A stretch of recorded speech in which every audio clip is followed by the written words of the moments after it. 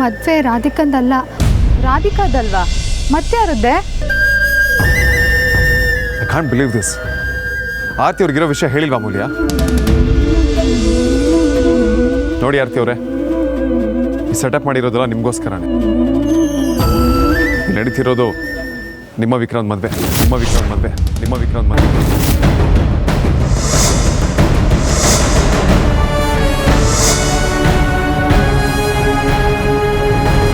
ಅವ್ರು ಹೇಳ್ತಿರೋದು ನಿಜನಾ ಅಮ್ಮು? ಇದೆಲ್ಲ ನನ್ನ ವಿಕ್ಕಿ ಮದ್ವೆಗೆ ರೆಡಿ ಮಾಡಿರೋದಾ? ತಮಾಷೆ ಮಾಡ್ತಿಲ್ಲ ತಾನೆ? ಅಕ್ಕ, ಅದು ಏನು ಹುಡುಗಾಟನ ಅಮ್ಮು? ಅಪ್ಪ ಅಮ್ಮಂಗೆ ವಿಷಯ ಗೊತ್ತಿಲ್ಲ, ನೆಂಟರು ಅಂತ ಯಾರು ಜೊತೆಗಿಲ್ಲ. ಅದೆಲ್ಲ ಬಿಡು, ನನ್ನ ಮದುವೆ ಅಂತ ನನಗೆ ಗೊತ್ತಿಲ್ಲ. ನೀನೇನಂತ ಪ್ರಾಮಿಸ್ ಮಾಡಿದ್ದೆ? ಮನೆಯವ್ರನ್ನೆಲ್ಲ ಒಪ್ಸಿನೇ ಮದುವೆ ಮಾಡ್ತೀನಿ ಅಂತ ಹೇಳಿದ್ದೆ ತಾನೆ?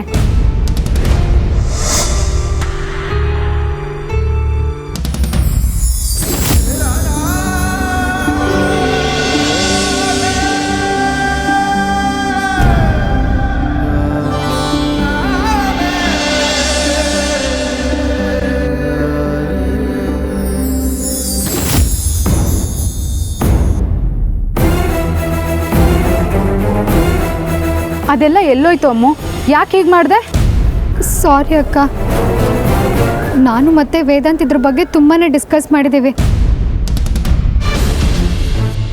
ಆದರೆ ಅವ್ರ ಮನೇಲಾಗಲಿ ನಮ್ಮ ಮನೇಲಾಗಲಿ ಇದಕ್ಕೆ ಒಪ್ತಾರೆ ಅಂತ ಅನ್ನಿಸ್ಲಿಲ್ಲ. ಅದಕ್ಕೆ ನಮ್ಮ ಮನೆ ಬಗ್ಗೆ ಎಲ್ಲ ಗೊತ್ತಿರೋಳಾಗಿ ಹೇಗಿಂತ ನಿರ್ಧಾರ ಮಾಡಿದೆ?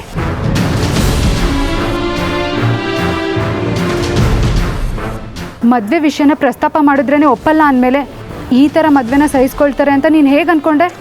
ಆರ್ತಿ ಅವರೇ, ನಾವು ಇದನ್ನು ಮಾಡ್ತಿರೋದು ನಿಮ್ಮ ಒಳ್ಳೇದಕ್ಕೆ. ವೇದಾಂತ್ ಅವರೇ, ದಯವಿಟ್ಟು ಸುಮ್ಮನೆ ಇದ್ಬಿಡಿ. ನೀವು ಈ ಥರ ನಿರ್ಧಾರ ಮಾಡಿದ್ದೀರಾ ಅಂದರೆ ನನಗೇನು ಆಶ್ಚರ್ಯ ಆಗ್ತಿಲ್ಲ. ಯಾಕೆ ಅಂದರೆ ನಮ್ಮ ಮನೆ ಬಗ್ಗೆ ಆಗಲಿ ನಮ್ಮ ಮನೆಯವ್ರ ಬಗ್ಗೆ ಆಗಲಿ ನಿಮ್ಗೇನು ಗೊತ್ತಿಲ್ಲ. ಆದರೆ ಅದಿತಿ, ಅಮ್ಮು, ವಿಕ್ಕಿಯವರು ಹೇಗಿದ್ದಕ್ಕೆ ಒಪ್ಕೊಂಡ್ರು?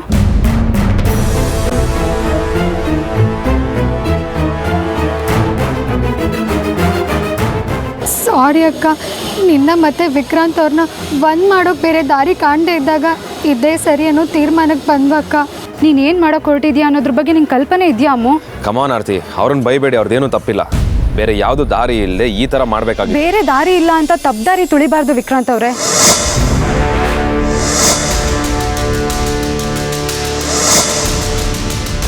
ಅಮ್ಮು, ನಡಿ ಮನೆಗೆ ಹೋಗೋಣ. ಇದಕ್ಕೆ ಹುಡುಗಿನ ಸೆಂಟಿಮೆಂಟಲ್ ಫೂಲ್ಸ್ ಅಂತ ಹೇಳೋದು. ಇರೋದೊಂದು ಜೀವನ, ಅದನ್ನ ತಮಗೆ ಹೇಗೆ ಬೇಕೋ ಕಳಿಯೋದು ಬಿಟ್ಟು. ಗಜ ಪ್ಲೀಸ್, ನೀನು ಏನು ಮಾತಾಡಬೇಡ. ಈ ಥರ ಓಡ್ ಬಂದು ಮದುವೆ ಆಗೋ ಯೋಚನೆ ಮಾಡಿದ್ದೀವಿ ಅಂದ್ರೆ ಅಪ್ಪ ಅಮ್ಮ ತಡ್ಕೊಳಲ್ಲ. ಹೆತ್ತವರಿಗೆ ಮೋಸ ಮಾಡಿ ನಾವು ಸುಖ ಪಡಬೇಕು ಅನ್ನೋದು ಸ್ವಾರ್ಥ. ಆ ಸ್ವಾರ್ಥ ಸಾಧಿಸ್ಕೊಳ್ಳೋದಕ್ಕಿಂತ ನಾನು ಸೆಂಟಿಮೆಂಟಲ್ ಫೂಲ್ ಅನ್ನಿಸ್ಕೊಳ್ಳೋದೇ ಒಳ್ಳೆಯದು. ಪ್ಲೀಸ್ ಆರ್ತಿ ಅವರೇ, ಹಠ ಮಾಡಬೇಡಿ. ನೀವು ಹೇಳೋದೆಲ್ಲ ಸರಿನೇ.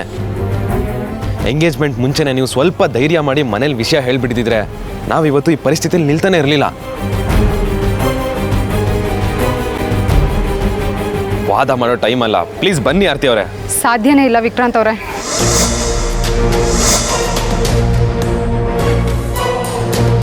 ನಾನು ಇದಕ್ಕೆಲ್ಲ ಒಪ್ಪಲ್ಲ. ಇನ್ನು ಏನರ ನೋಡ್ತಿದ್ದೀರಾ? ನಡೀರಿ ಹೋಗೋಣ. ಆರ್ತಿ ಅವರೇ, ಆರ್ತಿ.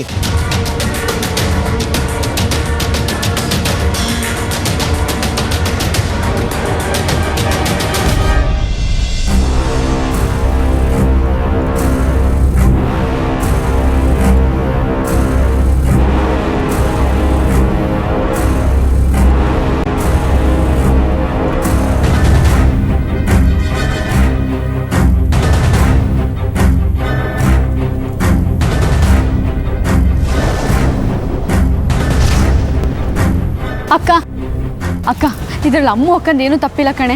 ಈ ಐಡಿಯಾ ಕೊಟ್ಟಿದ್ದೆ ನಾನು. ನೀವಿಬ್ರು ಒಂದಾಗೋಕೆ ಬೇರೆ ಯಾವ ದಾರಿನೂ ಇಲ್ಲ ಅಕ್ಕ. ಪ್ಲೀಸ್ ಒಪ್ಕೊಳ್ಳೆ. ಯಾರು ಏನು ಹೇಳಿದ್ರು ನಾನು ಮಾತ್ರ ಇದಕ್ಕೆ ಒಪ್ಪಲ್ಲ. ರೀ, ಒಂದು ನಿಮಿಷ ಬನ್ನಿರಿ. ನಾನು ಬರಲ್ಲ. ರೀ, ಒಂದೇ ನಿಮಿಷ ಬನ್ನಿರಿ.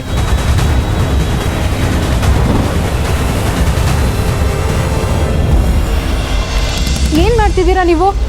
ನಮ್ಮ ಮದುವೆಗೆ ನಿಮ್ಮ ದೇವ್ರ ಒಪ್ಪಿಗೆ ಇದೆ ಅಂತ ಅರ್ಥ ಮಾಡಿಸ್ತಾ ಇದ್ದೀನಿ. ಈಗೇನು ನೀವೆಲ್ಲದಕ್ಕಿಂತ ನಂಬರು ದೇವ್ರನ್ನೇ ತಾನೆ. ಅವನದೇ ಒಪ್ಪಿಗೆ ಇದೆ ಅಂದರೆ ಮತ್ತೇನು ಇಲ್ಲ ತಾನೆ. ವಿಕ್ರಾಂತ್ ಅವರೇ, ನೀವೇನೇನೋ ಹುಚ್ಚುಚ್ಚಾಗಿ ಮಾತಾಡಬೇಡಿ. ಅಯ್ಯೋ ಒಂದು ನಿಮಿಷ ಸುಮ್ಮನಿರ್ರಿ. ಅರ್ಚಕ್ರೆ, 2 ಎಲೆ ಪೊಟ್ನ ಮಾಡ್ಕೊಂಬನಿ. ಒಂದರಲ್ಲಿ ಕೆಂಪು ಹೂವು, ಇನ್ನೊಂದರಲ್ಲಿ ಹಳದಿ ಹೂವು. ಆರತಿ ಅವರು ಮನ್ಸಾರ ದೇವ್ರ ಹತ್ರ ಪ್ರಾರ್ಥನೆ ಮಾಡ್ಕೊಳ್ತಾರೆ. ಅದಾದ್ಮೇಲೆ ಒಂದನ್ನು ಸೆಲೆಕ್ಟ್ ಮಾಡ್ತಾರೆ. ಕೆಂಪು ಹೂವು ಸೆಲೆಕ್ಟ್ ಮಾಡಿದ್ರೆ ಆ ದೇವ್ರಿಗೆ ಒಪ್ಪಿಗೆ ಇಲ್ಲ ಅಂತ, ಹಳದಿ ಹೂವು ಸೆಲೆಕ್ಟ್ ಮಾಡಿದ್ರೆ ದೇವ್ರಿಗೆ ಒಪ್ಪಿಗೆ ಇದೆ ಅಂತ. ಆಗ್ಬೋದೇನ್ರಿ?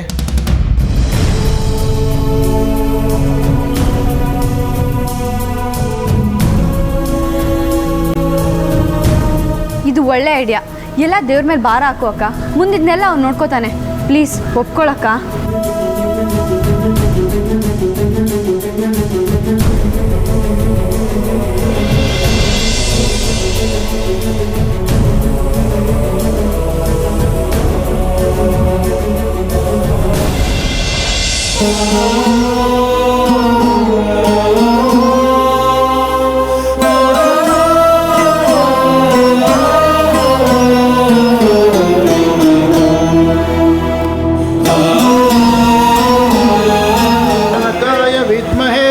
ದಂಷ್ಟ್ರಾಯ ಧೀಮಹಿ ತನ್ನೋ ನಾರಸಿಂಹ ಪ್ರಚೋದಯಾತ್. ರೀ, ಇವೆರಡರಲ್ಲಿ ಯಾವ್ದಾದ್ರು ಒಂದು ಸೆಲೆಕ್ಟ್ ಮಾಡ್ರಿ.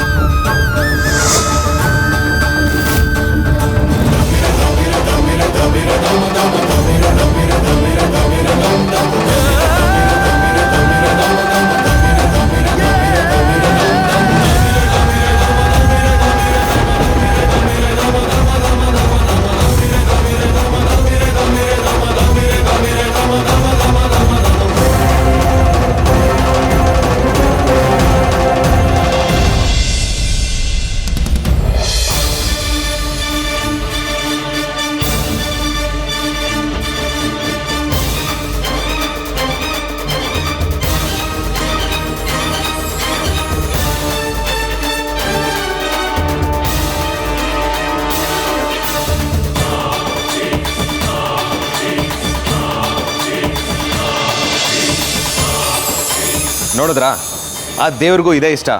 ಅವ್ನು ಯಾವತ್ತೂ ಸಮಾಜದ ಬಗ್ಗೆ ತಲೆ ಕೆಡಿಸ್ಕೊಳ್ಳಲ್ಲ. ಬದಲಾಗಿ ನಮ್ಗೆ ಒಳ್ಳೇದಾಗುವಂಥ ಐಡಿಯಾ ಮಾತ್ರ ಕೊಡೋದು. ನೀವೇನು ಚಿಂತೆ ಮಾಡಬೇಡಿ. ಅಕ್ಕ, ಮತ್ತೆ ಯಾಕಕ್ಕ ಡೌಟ್ ಪಡ್ತೀಯಾ? ಬಾ ನೀನು.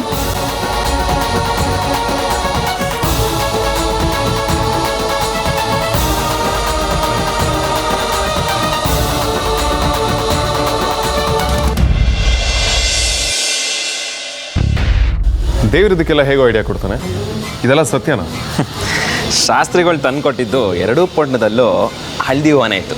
Everything is fair in love marriage. ನಮ್ಮ ಹುಡುಗಿನ ಹೆಂಗೆ ಸಂಭಾಳಿಸ್ಬೇಕು ಅಂತ ನಂಗೆ ಚೆನ್ನಾಗಿ ಗೊತ್ತು.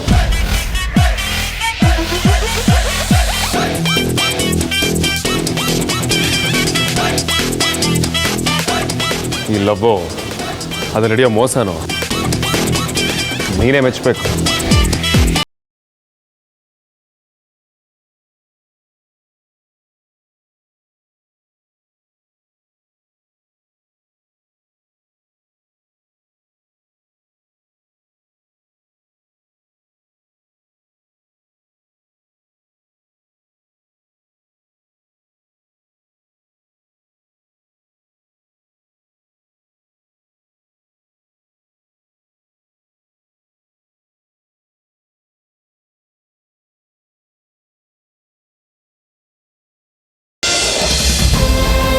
ತದೇವ ಲಗ್ನಂ ಸುದಿನಂ ತದೇವ ತಾರಾಬಲಂ ಚಂದ್ರಬಲಂ ತದೇವ ಲಕ್ಷ್ಮೀಪತೆ ಸುಮುಹೂರ್ತ ಸಾವಧಾನ ಶ್ರೀಲಕ್ಷ್ಮೀನಾರಾಯಣ ಧ್ಯಾನ ಸಾವಧಾನ ಆಗಮಾರ್ಥಂತು ದೇವಾನಾಂ ಗಮನಾರ್ಥಂತು ರಾಕ್ಷಸಾಂ. ನಮಸ್ಕಾರ ಮಂಜು. ಮಗಳು ಮದುವೆ ಚೆನ್ನಾಗಿ ಆಗಲಿ ಅಂತ ಪದೇ ಪದೇ ಬಂದು ಬೇಡ್ಕೊಳ್ತಾ ಇದ್ದೀರಿ. ನಿಮ್ಮಂಥ ಒಳ್ಳೆ ಮನಸ್ಸಿರೋರಿಗೆ ಒಳ್ಳೆಯದೇ ಆಗುತ್ತೆ, ಚಿಂತೆ ಮಾಡಬೇಡಿ. ನಿಮ್ಮ ಬಾಯಿ ಹರಕೆಯಿಂದ ಹಾಗೆ ಆಗಲಿ ಶಾಸ್ತ್ರಿಗಳೇ. ನಿಮ್ಮಿಂದ ಒಂದು ಸಹಾಯ ಆಗಬೇಕು ಮಂಜು ಅವರೇ. ಏನು ಹೇಳಿ? ಇಲ್ಲೊಂದು ಇವು ಜೋಡಿ ಮನೆಯವರು ಒಪ್ಪಿಗೆ ಇಲ್ಲದೆ ಮದುವೆ ಆಗ್ತಾ ಇದ್ದಾರೆ. ನೀವಿಬ್ಬರು ಬಂದು ತಂದೆ ತಾಯಿ ಸ್ಥಾನದಲ್ಲಿ ನಿಂತು ಆಶೀರ್ವಾದ ಮಾಡ್ತೀರಾ? ಇವೆಲ್ಲ ನಮಗೆ ಬೇಡ ರೀ. ಒಂದು ನಿಮಿಷ ಸುಮ್ಮನೆ ಇರು. ಆಗಲಿ ಶಾಸ್ತ್ರಿಗಳೇ, ನಡೀರಿ.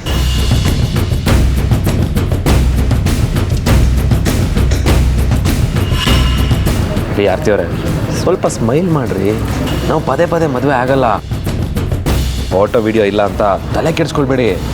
ಛೋಟಾ ನಾದಿ ಹತ್ರ ಮೊಬೈಲ್ ಇದೆಯಲ್ಲ, ಎಲ್ಲ ವಿಡಿಯೋ ಮಾಡೋಕ್ಕೆ ಹೇಳೋಣ. ನಮ್ಮ ಹುಡುಗರಿಗೆ ನಿಮ್ಮ ನಗ್ಸೋದು ಬಿಟ್ಟರೆ ಬೇರೆ ಏನು ಕೆಲಸ ಮಾಡಲೇಬಾರ್ದು ಅಂತಿರಲ್ಲ. ಇರಿ.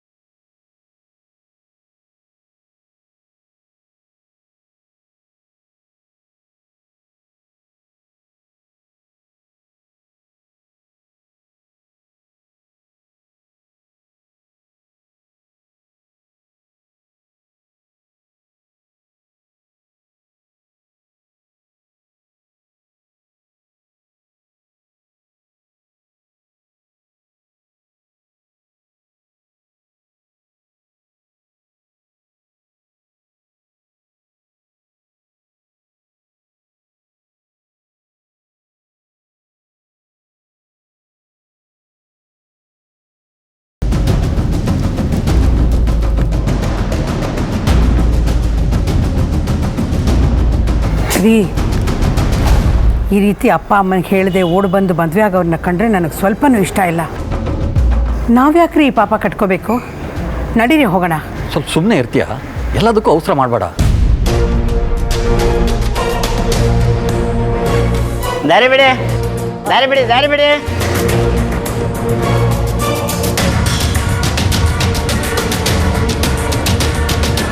ನಿನ್ನ ವಯಸ್ಸೆಷ್ಟಮ್ಮ? 21 ವರ್ಷ ಅಂಕಲ್. ಈ ಹುಡುಗ ನಿನಗೆ ಯಾವಾಗಲಿಂದ ಪರಿಚಯ? 6 ತಿಂಗಳಿಂದ ಒಬ್ರನ್ನೊಬ್ರು ಪ್ರೀತಿಸ್ತಾ ಇದ್ದೀವಿ ಅಂಕಲ್. 6 ತಿಂಗಳ ಹಿಂದೆ ಪರಿಚಯ ಆದವನಿಗೋಸ್ಕರ 21 ವರ್ಷ ಸಾಕಿದವ್ರನ್ನ ಮರೆತು ದೂರ ಮಾಡಿಕೊಂಡು ಇಲ್ಲಿವರೆಗೂ ಬಂದಿದೆಯೇನಮ್ಮ?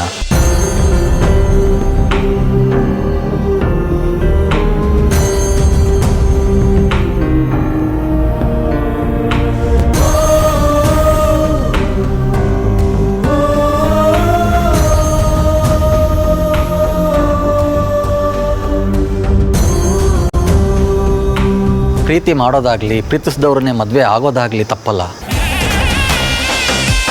ಆದರೆ ಹೆತ್ತವ್ರನ್ನ ಕಡೆಗಣಿಸಿ ಮದುವೆ ಆಗೋದು ಅಪರಾಧ.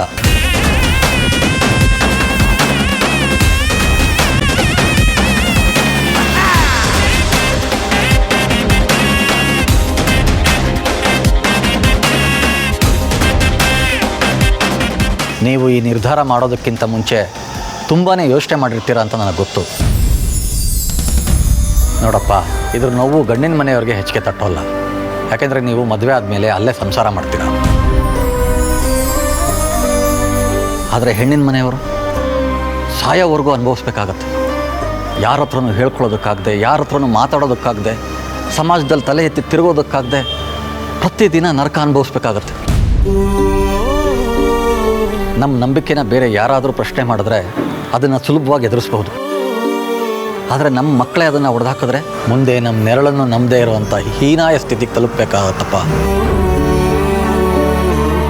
ನಾನು ಈ ಥರ ಹೇಳಿದೆ ಅಂತ ತಪ್ಪು ತಿಳ್ಕೊಬೇಡಿ. ನಮಗೂ 4 ಜನ ಹೆಣ್ಮಕ್ಳಿದ್ದಾರೆ. ಅವರಲ್ಲಿ ಯಾರೊಬ್ಬರು ಹೀಗೆ ಮಾಡಿದ್ರು ನಾವಂತೂ ಖಂಡಿತ ಬದುಕಿರಲ್ಲ.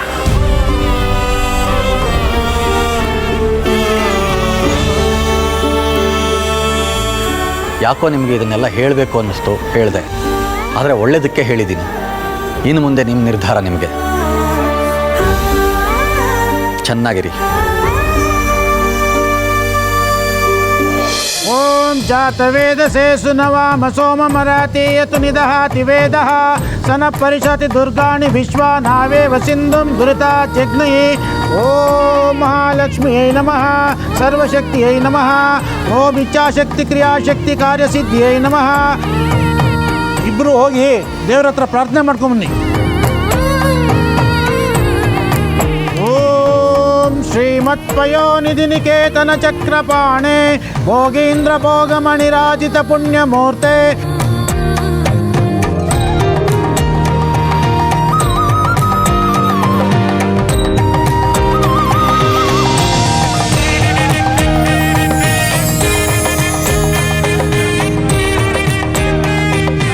ಕಷ್ಟ ಆದರೂ ಇಷ್ಟಪಟ್ಟವಳೆ ಸಿಕ್ತಿದ್ದಾಳೆ ಅಂದಮೇಲೆ ನಾನು ನಿನ್ನ ಹತ್ರ ಕೇಳೋದಕ್ಕಿಂತ ಹೆಚ್ಚಾಗಿ ಒಂದು ಮಾತು ಹೇಳಬೇಕು. ಥ್ಯಾಂಕ್ ಯು ದೇವ್ರೆ.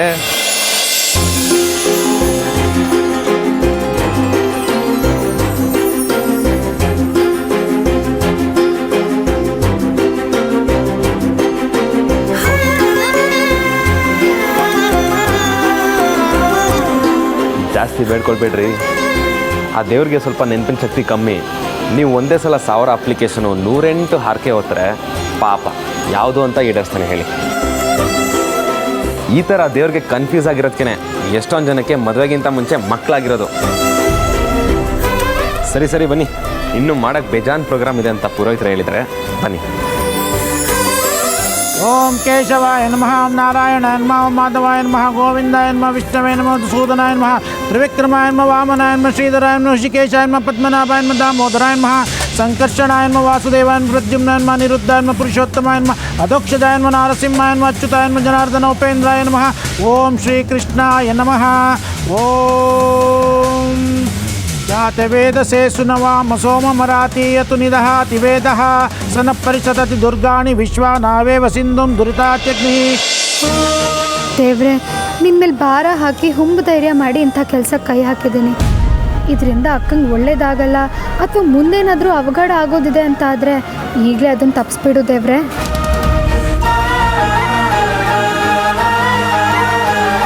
ಈ ಹುಡುಗಿರ ಜನ್ಮನೇ ಹೀಗೆ ಅನ್ಸುತ್ತೆ. ಅನ್ಕೊಂಡಿದ್ದು ಆಗ್ತಾಯಿದ್ರು ಮುಕ್ತಲ್ಲಿ ಸ್ವಲ್ಪ ಸ್ಮೈಲ್ ಇರೋದಿಲ್ಲ. ಆಮೇಲೆ ನನಗೆ ಸಿಡುಕುತಿ ಸಿದ್ದಪ್ಪ ಅಂತಾಳೆ ಬಜಾರಿ. ಓಂ ಶ್ರೀ ಮಹಾಲಕ್ಷ್ಮೀ ನಮಃ. ಈಗ ತಾಳಿ ಕಟ್ಟಕ್ಕೆ ಶುಭ ಮುಹೂರ್ತ. ಹುಡುಗಿ ಕಡೆಯಿಂದ ಕನ್ಯಾದಾನ ಮಾಡೋಕ್ಕೆ ತಂದೆ ತಾಯಿ ಇಲ್ಲ ಅಂದರೆ ಬೇರೆಯವ್ರು ಯಾರು ಇದ್ದಾರೇನಪ್ಪ?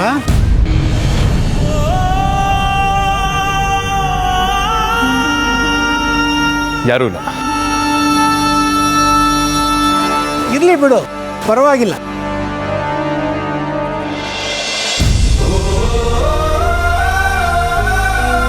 ಯಾಕಮ್ಮ ಅಳ್ತಿದ್ಯಾ? ನಿನ್ನ ಕನ್ಯಾದಾನ ಮಾಡಿ ಧಾರೆ ಎರೆದು ಕೊಡಬೇಕು ಅಂತ ಎಷ್ಟು ವರ್ಷದಿಂದ ಕನಸು ಕಟ್ಕೊಂಡಿದ್ದೀನಿ ಗೊತ್ತಾ. ಈಗ ನಿನ್ನ ಮದುವೆಗೆ ತುಂಬ ಕಡಿಮೆ ದಿನ ಬಾಕಿ ಇದೆ. ನನಗೆ ಆಗ್ತಿರೋ ಖುಷಿಲಿ ಇವೆಲ್ಲ ನಂಬೋಕೆ ಆಗ್ತಿಲ್ಲ ಕಣೆ.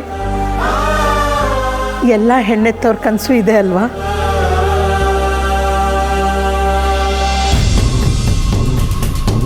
ಓಂ ಶ್ರೀ ಮಾಂಗಲ್ಯ ಮಹಾಲಕ್ಷ್ಮೀ ನಮಃ. ಸರ್ವಮಂಗಳ ಮಾಂಗಲ್ಯೇ ಶಿವೆ ಸರ್ವಾರ್ಥ ಸಾಧಕೆ ಶರಣ್ಯೇ ತ್ರ್ಯಂಬಕೆ ಗೌರಿ ನಾರಾಯಣಿ ನಮೋಸ್ತುತೆ. ಮಾಂಗಲ್ಯ ಮಹಾಲಕ್ಷ್ಮಿಯೇ ನಮಃ. ತಾಳಿ ತಗೊಳಪ್ಪ.